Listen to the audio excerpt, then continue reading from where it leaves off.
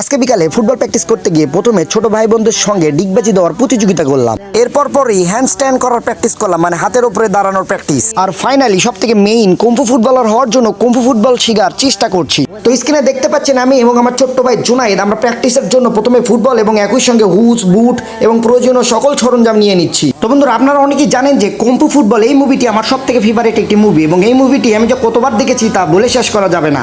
এবং দেখতে দেখতে আমি ভাবতাম যে কোনো একদিন এরকম প্র্যাকটিস করবো বা এরকম ভাবে ফুটবল খেলার চেষ্টা করব। তো এবার মাঠে যাচ্ছি, তবে আমাকে বেশ কয়েকজন ছোট বাচ্চারা দেখে তারাও আমার পিছু করতে শুরু করলো। তো কুম্ফু ফুটবল বা শাওলিন সকার নামে যে মুভিটি রয়েছে সেই মুভিটির ভেতরে যে টেকনিকগুলো দেখানো হয়েছে সেগুলো 100% কপি না করতে পারলেও কিন্তু 50% করা সম্ভব। তো আমি এটাই চেষ্টা করব এবং আমার যে একটি ফুটবল টিম রয়েছে তাদেরকেও এই প্র্যাকটিসগুলো শেখানোর চেষ্টা করব এবং অবশেষে আমার একটি কুম্ফু ফুটবল টিম তৈরি করব এবং দেশের আনাচে কানাচে খেলা শুরু করব। তো মাঠে গিয়ে বুট পরে রেডি হচ্ছি এবং আশেপাশে দেখতে পাচ্ছেন এলাকার ছোট ভাইয়েরা আমার প্র্যাকটিস দেখার জন্য কিন্তু এসে হাজির হচ্ছে। তো স্ক্রিনে দেখতে পাচ্ছেন আর্জেন্টিনার সব থেকে বড় একজন ভক্ত এমি সাফায়াতকে সে এসে পড়লো। ছোটরা আসলে প্র্যাকটিস করতে যেমন মজাও লাগে ঠিক তেমনি কিন্তু সমস্যাও রয়েছে। তারা কিন্তু আসলে তারাই বললে টানাটানি করে, আমার প্র্যাকটিসে অনেকটাই বিঘ্ন ঘটে।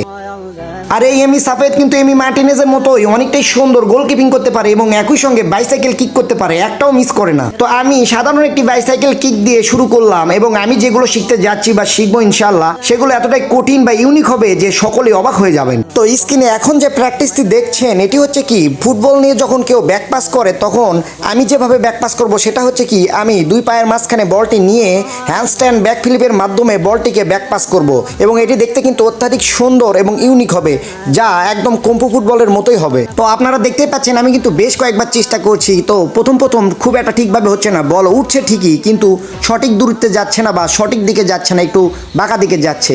তো একবার না পারিলে দেখো শতবার। তো আমি বারবার চেষ্টা করতে থাকবো যতক্ষণ না পর্যন্ত আমি সঠিকভাবে এই টেকনিকটি শিখে যাচ্ছি। তো এবার আপনারা দেখতে পাচ্ছেন যে ফ্রন্ট ফ্লিপ করে আমি বলটিকে সামনের দিকে পাঠানোর চেষ্টা করছি, মানে ব্যাক ফ্লিপ না, পিছন দিকে না ঘুরে সামনের দিকে ডিগবাজি দিয়ে দুই পায়ের মাধ্যমে বলটিকে ধরে গোল করার চেষ্টা করছি, যেটি দেখতে অত্যাধিক ইউনিক এবং কুম্ফু ফুটবলের মতোই লাগবে। তো এই টেকনিকে সব থেকে কঠিন ব্যাপারটি হচ্ছে বলটিকে পায়ের ভিতরে আটকে রাখা, কারণ বলটি পায়ের ভিতরে নিয়ে ঘোরার সময় বলটি কিন্তু অনেক সময় পিছলে যায়, সে কারণে এই টেকনিকটি সঠিকভাবে করা যাচ্ছে না। তবে উপযুক্ত ট্রেনিং এর মাধ্যমে কিন্তু আমি এটিতে পারদর্শী হয়ে উঠতে অবশ্যই পারবো। তো এখন আপাতত প্ল্যান হচ্ছে কি আমি এই কুম্ফু ফুটবল টেকনিকগুলো নিজে খুব সুন্দর করে আগে শিখে নেব এবং পরবর্তীতে আমার ফুটবল টিমের সকলকে এই কুম্ফু ফুটবল টেকনিকগুলো শেখানোর চেষ্টা করব। আর আমার ফুটবল টিমে ঢোকার প্রথম শর্তই হচ্ছে কি ব্যাক ফ্লিপ অবশ্যই শিখতে হবে এবং এর পরবর্তীতে হচ্ছে নেশা যে কোনো মাদক থেকে দূরে থাকতে হবে এবং একই সঙ্গে শক্তিশালী ও সাহসী হতে হবে। আপনারা সকলে সাবস্ক্রাইব বা ফলো করে আমাদের ফ্যামিলির অংশ হতে পারেন।